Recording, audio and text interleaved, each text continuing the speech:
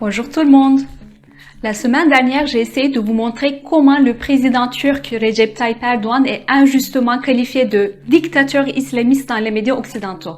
Et bien, cette semaine, comme suite de cette deuxième vidéo, je vais essayer de vous expliquer les raisons d'un tel acharnement contre Erdoğan, mais aussi la Turquie, à la fois dans les médias occidentaux et les discours politiques.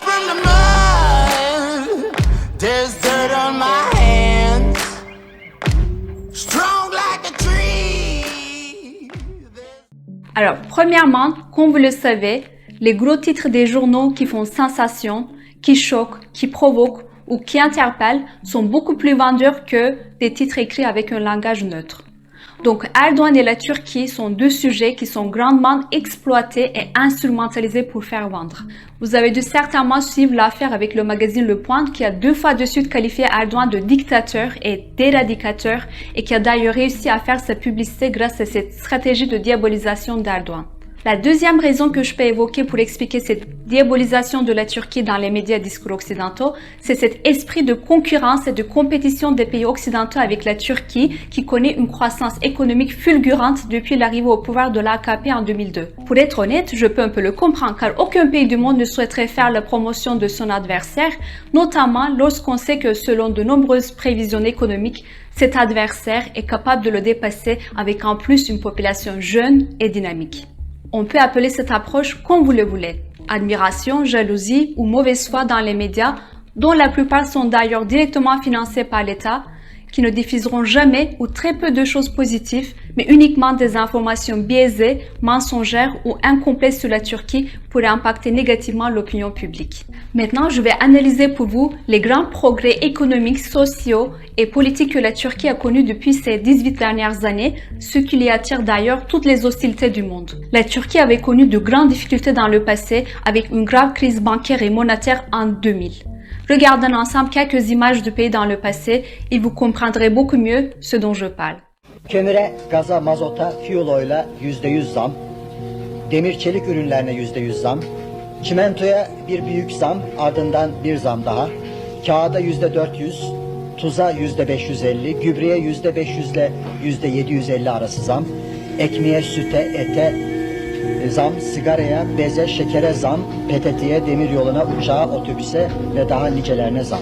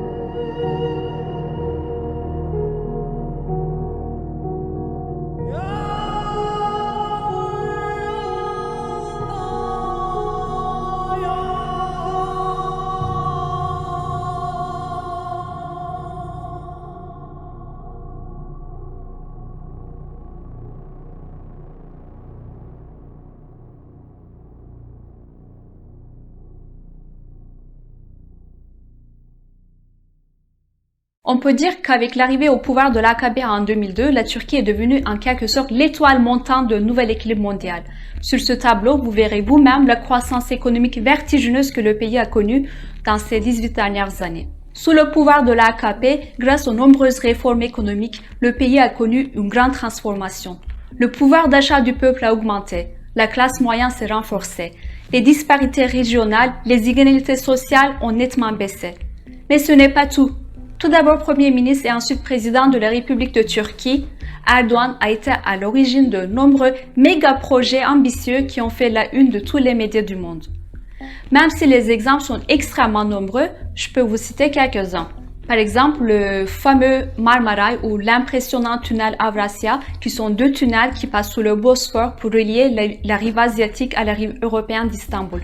Je ne sais pas si vous avez déjà vu ces tunnels de vos propres yeux, mais ils sont vraiment des réalisations complètement inimaginables dans la Turquie du passé.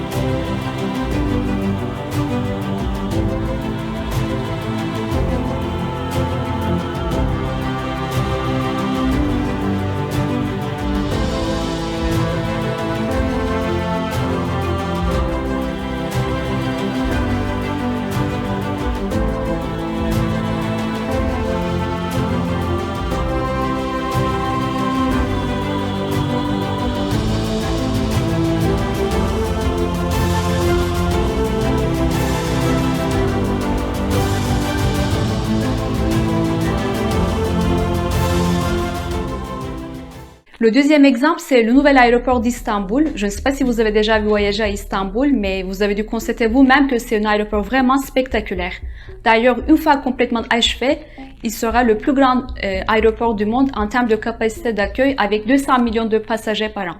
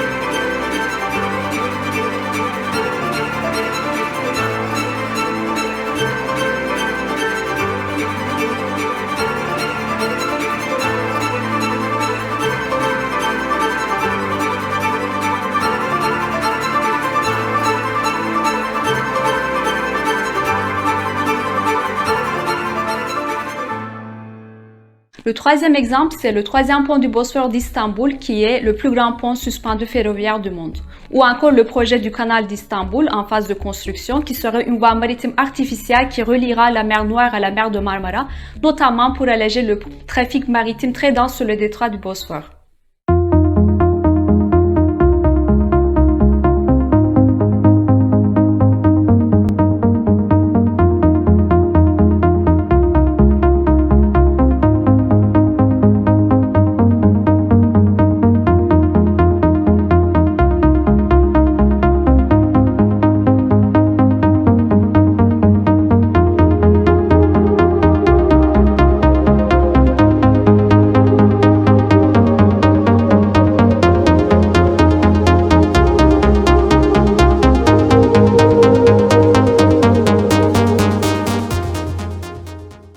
Si Erdogan a compris une chose, c'est que pour être réellement puissante économiquement, la Turquie devrait gagner son indépendance dans tous les domaines, que ce soit dans le secteur de la défense que dans le secteur énergétique ou encore le secteur de la santé.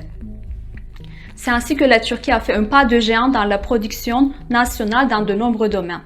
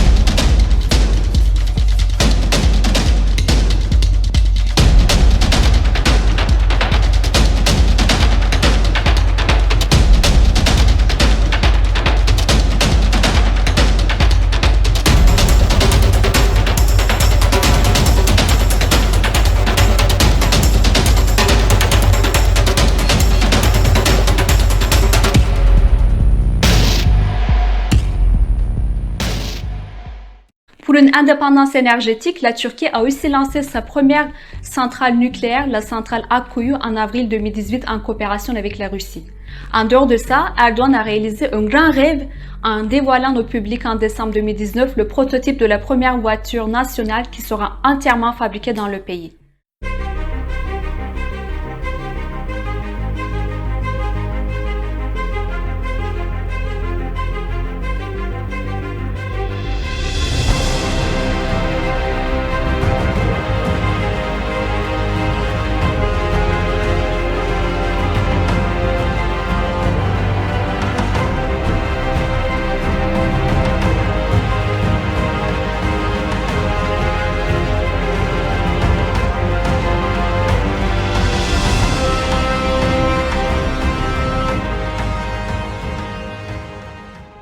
toujours dans l'objectif de développer la Turquie et de faire d'elle une destination incontournable de tourisme de santé, l'hôpital de la ville d'Ankara, qui est l'un des plus vastes hôpitaux au monde, a été inauguré en mars 2019. D'ailleurs, pour donner un exemple d'actualité, la Turquie est en train de produire ses propres respirateurs mécaniques, alors qu'on sait que dans beaucoup de pays du monde, beaucoup de gens meurent par manque de respirateurs dans les hôpitaux. Qui dit un pays économiquement puissant, dit aussi un pays plus indépendant et plus libre dans ses choix et actions. Autrefois, la Turquie était par exemple très dépendante d'une organisation financière comme le FMI. L'une des premières choses qu'Erdogan a faites était de supprimer les dettes de la Turquie au FMI en faisant de la Turquie un acteur de premier plan sur la scène internationale. Sa devise, le monde est plus grand que 5, pour défier le système injuste du Conseil de sécurité de l'ONU, qui est d'ailleurs loin de représenter l'ensemble des pays du monde, est devenu extrêmement célèbre dans le monde. Birleşmiş Milletler sorunlara ağırlığını koymalıdır. Altını çizerek ifade etmek isterim ki dünya beşten büyüktür. Birleşmiş Milletler Güvenlik Konseyi daimi üyesi 5 ülkenin dünya gerçekleriyle bağdaşmayacak şekilde Birleşmiş Milletleri etkisiz hale getirmesi küresel vicdanın kabul edebileceği bir durum değil. Que ce soit dans le dossier syrien que le dossier palestinien, en Libye, en Méditerranée orientale ou en Afrique, la Turquie a commencé à suivre ses propres stratégies sans craindre les réactions des pays occidentaux, ni même les menaces et sanctions des États-Unis. Vous avez d'ailleurs bien vu que la Turquie a récemment acheté les missiles russes S-400 pour assurer sa défense nationale malgré tous les ultimatums américains. Donc nous avons devant nous une Turquie qui prend ses propres décisions, qui ne se plie pas aux exigences des autres pays du monde, ce qui dérange fortement les pays européens. Pour étendre davantage son influence dans le monde et s'imposer en tant que puissance économique et internationale, la Turquie fait aussi recours à des stratégies de puissance douce qu'on appelle en relation internationale le soft power. C'est ainsi que le pays est devenu le deuxième plus grand exportateur de séries télévisées après les États-Unis. Ces séries télévisées, que vous devez aussi certainement suivre, sont devenues de réels phénomènes dans divers pays du monde, en particulier dans les pays arabes et dans les Balkans.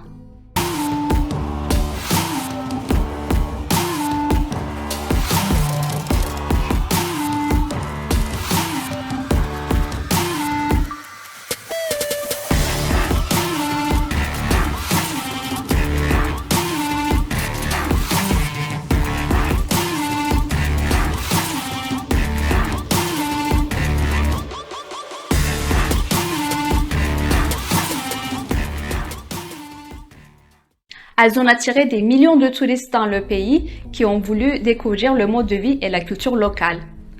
Le pays a également connu de grandes avancées dans les domaines littéraires ou cinématographiques avec des écrivains et réalisateurs mondialement connus, comme par exemple Orhan Pamuk, prix Nobel de la littérature en 2006, ou encore Nuri Bilge Ceylan, qui a remporté la Palme d'Or au Festival de Cannes en 2014 avec son film Winter Sleep. Palme d'Or, Madam President. Palme d'Or goes to Winter Sleep by Nuri Bilge Ceylan.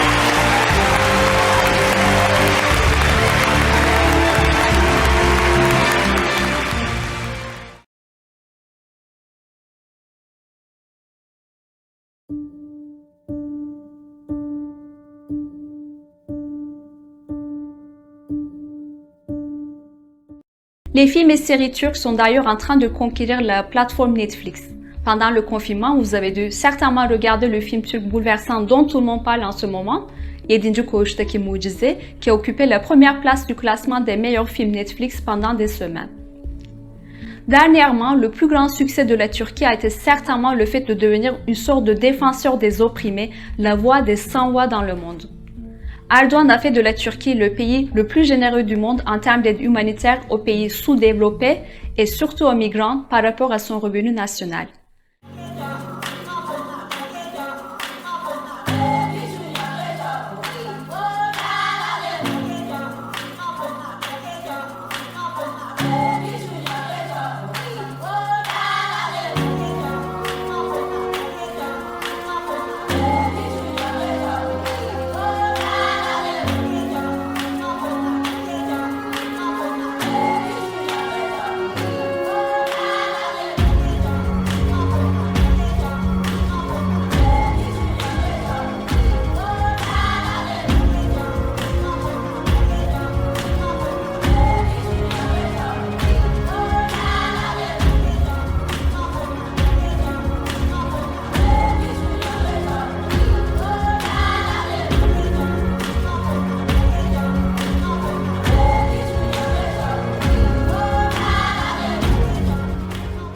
C'est aussi le pays qui accueille le plus grand nombre de réfugiés au monde, avec plus de 4 millions de personnes, dont 70% de femmes et d'enfants.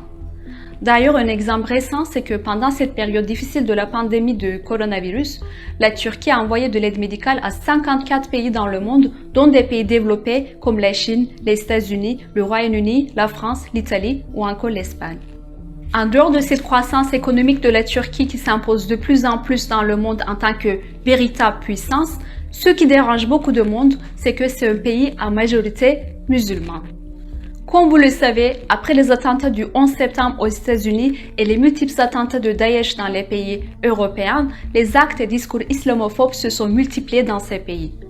Dans un tel contexte d'islamophobie, la Turquie et l'islam sont devenus deux sujets indissociables. En plus, Erdogan est un leader particulièrement charismatique et apprécié dans le monde musulman. Il a été élu plusieurs fois la personnalité musulmane de l'année.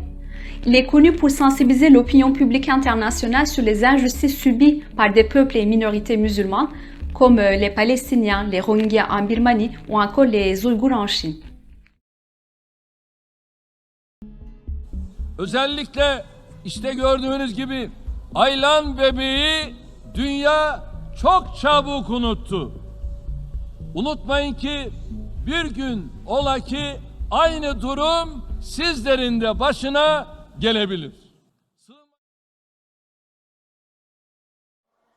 Demokrasi maskesi altında yürütülen bu soykırıma göz yumanların hepsi de yapılan katliama ortaktır.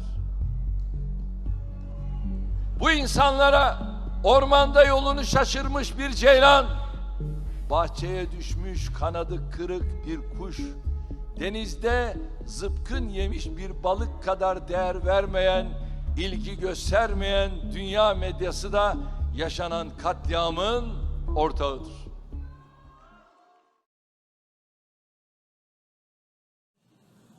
Acaba bu İsrail'in toprakları nereleri kapsıyor? 1947'de İsrail neresiydi? Bunun ardından acaba 1949-1967'de İsrail neresiydi? Ve şu anda İsrail neresi? Geliyorum bugüne, güncel durum şu, artık adeta Filistin yok, neredeyse tamamına yakını İsrail. En plus, vous savez que dans le passé, l'Empire ottoman détenait le califat islamique qui a été aboli en 1924 par Mustafa Kemal Atatürk. Dans l'imaginaire occidental, la peur du retour de l'Empire ottoman qui s'est renforcé notamment après 2 sièges de Vienne est toujours présente. Les pays occidentaux ont réellement peur du retour de cette puissance redoutable, protectrice des musulmans et qui défiait les Européens, qui a dominé le monde pendant de longs siècles. Enfin, le dernier point que je peux citer pour expliquer cette diabolisation de la Turquie en Europe, c'est que pour les hommes politiques, se servir de l'islamophobie et de la turcophobie, c'est un moyen de renforcer leur cote de popularité et de gagner des votes. Tous les hommes politiques, et quel que soit leur camp politique, attaquent Erdogan et la Turquie pour plaire à leurs électeurs. Et si vous avez remarqué, ce genre de discours islamophobe et turcophobe s'accentue plus particulièrement avant les élections, avec par exemple des débats portant sur l'adhésion de la Turquie à l'Union européenne. À la situation en Turquie. Bon, mes 2 collègues savent que j'ai pour chacun d'entre eux beaucoup d'estime et d'amitié. Mais je vais vous dire, les gars, si vous étiez allés en Corée du Nord, vous auriez pu constater que tout va bien aussi. Hein. Bon, ben non, mais c'est clair. Là, je voudrais juste... non, mais il faut nommer les choses par leur nom. Le régime turc est une dictature islamiste qui n'hésite pas une seconde à pactiser avec ses comparses des environs pour servir les intérêts particuliers de la Turquie telle que les voit M. Erdogan. C'est pourquoi on a l'impression qu'il navigue à vue. Non, il ne navigue pas du tout à vue. Il fait ce qui est conforme à l'intérêt de la Turquie tel qu'il se le représente. Monsieur le Premier ministre, c'est une question essentielle. C'est une question qui concerne l'avenir du continent européen et la civilisation européenne. Je vous demande, devant l'Assemblée nationale, de clarifier la position de la France. Voilà, donc j'ai essayé de vous expliquer pourquoi on lit et on observe un tel acharnement contre la Turquie et Erdogan. Malheureusement, attendre des compliments et avis positifs sur la Turquie dans une telle atmosphère de compétition économique serait un peu naïf. Et je crains malheureusement que ces attaques puissent s'intensifier dans cette période post-pandémique.